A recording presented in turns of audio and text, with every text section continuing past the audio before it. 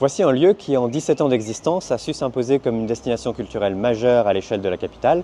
Je vous propose aujourd'hui de découvrir le 104, qui tient son nom tout simplement de son adresse, 104 rue d'Aubervilliers, à Paris 19e. Venez, je vous emmène.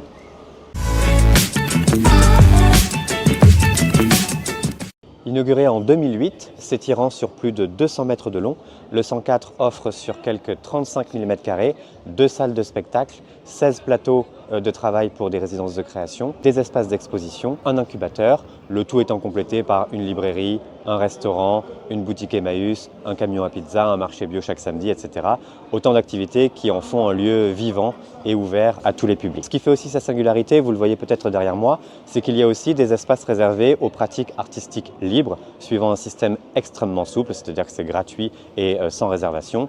Donc quand vous venez, vous pouvez assister à des répétitions de danse, de théâtre, de roller artistique, de hip-hop, d'un peu tout, et c'est aussi ce qui fait le charme des lieux. Mais c'est certain que quand on regarde cette architecture, qui est une architecture de pierre, de briques, de verre et de métal, il est clair que la fonction originelle des lieux devait être un petit peu différente. Alors, remontons au commencement de l'histoire. Même si le passé des lieux n'est pas tellement mis en avant ici, peut-être parce qu'il est susceptible d'en mettre certains mal à l'aise, eh bien la fonction originelle se lie encore, regardez derrière moi, gravée dans la pierre de la façade, service municipal des pompes funèbres de Paris. Voilà pourquoi cet édifice a été construit en 1874 sous la supervision de Victor Baltard, vous savez, l'architecte des Halles de Paris dans leur première version. Cela dit, cette inscription gravée dans la pierre ne peut pas être d'origine dans la mesure où le service des pompes funèbres était à l'origine sous la responsabilité de l'Église. Et c'est seulement après 1905 qu'il bascule dans le giron municipal suite à la fameuse loi de séparation de l'Église et de l'État. Alors, surtout, comment fonctionnaient ces lieux? Eh bien, ce qui est évident déjà, c'est que l'accès principal se faisait là où je suis, côté rue d'Aubervilliers. Regardez cette belle façade, pierre de taille, refend, volute, balcon, fronton, à comparer avec l'accès beaucoup moins travaillé que vous avez rue Curial. Donc, clairement, les défunts étaient amenés par ce côté-ci. Qu'est-ce que ça donne une fois qu'on était à l'intérieur? Eh bien, suivez-moi. Alors une fois qu'on entrait, on arrivait d'abord ici dans ce qu'on appelle la halle Aubervilliers et il y avait de part et d'autre deux ateliers tout à fait importants. Ici étaient les ateliers de décoration des cercueils, puisque les cercueils arrivaient bruts depuis un entrepôt que le service des pompes funèbres possédait en bordure des voies ferrées de la gare de l'Est. Donc c'est ici que les cercueils étaient vernis, capitonnés, décorés, etc.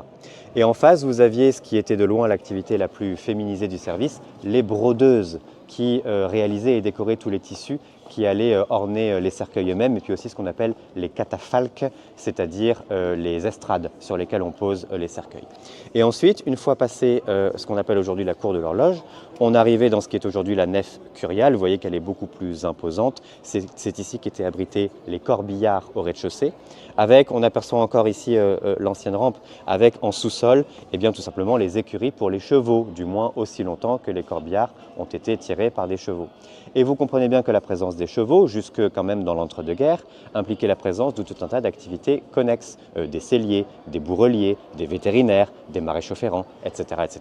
Et puis une fois qu'ils étaient prêts, les convois mortuaires ressortaient par ce qui est aujourd'hui l'accès côté rue Curial. Il faut imaginer qu'au plus fort de l'activité, jusqu'à 120 voire 140 convois mortuaires quittaient les lieux chaque jour, et au plus fort de l'activité, vous aviez jusqu'à 1400 personnes qui travaillaient ici. Il faut avoir en tête que jusqu'en 1993, ce n'est pas si ancien, eh bien les communes, et pas seulement Paris, avaient le monopole, oui le monopole de l'organisation des pompes funèbres. Et depuis la libéralisation de ce service, eh bien avec la concurrence du privé, l'activité ici a diminué jusqu'à s'arrêter complètement en 1997. Inauguration du 104 en 2008, donc vous voyez qu'il a fallu à peine plus de 10 ans pour que le lieu retrouve une vocation qui le rend un peu plus, disons, vivant que par le passé.